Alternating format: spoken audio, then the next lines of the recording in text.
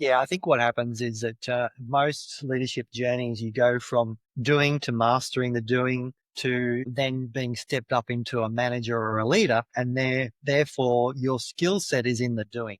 All right. And that's great that you understand the role. However, being able to step back from the doing and then leading the next people to do the doing and you overseeing that is sometimes very, very difficult. So one of the biggest problems I see is under pressure, under stress, the person goes back to doing. They go back into the managing there, either showing people what to do it, leading by example, by doing the role, and telling people what to do, when to do it, giving tasks as opposed to slowing down to speed up to be able to enable and train the people in what they're doing or give that feedback. An example would be working with a business and the person who's very, very capable in their role is now being promoted and they know what needs to happen and what needs to happen by when. And they got this habit of just firing off tasks to be done and then wondering why there's this revolt. This is not being done. And there's all this angst and pressure around these tasks because they're basically managing people to do activities as opposed to leading them and having the conversation about what's important about this task.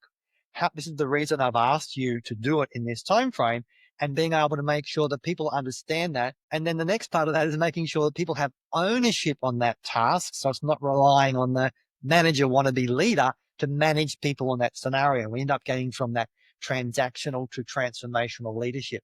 So the one key thing that comes with that communication is under pressure, going back to giving people the answers, telling people what to do and managing them and getting close to that micromanagement as opposed to stepping back and slowing down to speed up and making sure that we're leading people to the ownership and leading people to understand the task, the job, whatever it is, what's the definition of good, when does it need to be done by, and measuring that as opposed to the task not being done in the first place. And I find that if we don't have that ownership, if we haven't communicated that, then you will be stuck in that role of being a leader who is a manager telling people what to do, wondering why you're stuck doing the same thing over and over again and why people don't actually do what you